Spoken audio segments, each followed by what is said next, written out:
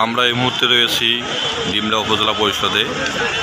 বিভিন্ন সেন্টারের ভোট গণনা শেষে এখানে কিন্তু ভোটের ফলাফল দেওয়া হচ্ছে।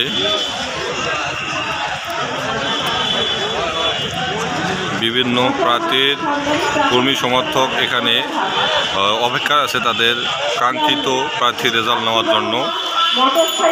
বিভিন্ন কেন্দ্রের রেজাল্ট কিন্তু এখানে আসতেছে।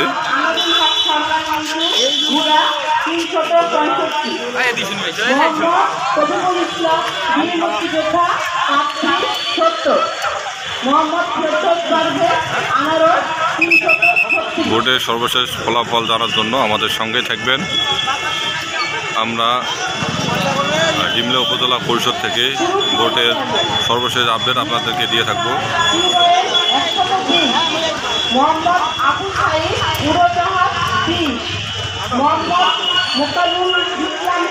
নীলফামারী ডিমলা থেকে আরিফুজ্জামান, নীলফামারী নিউজ।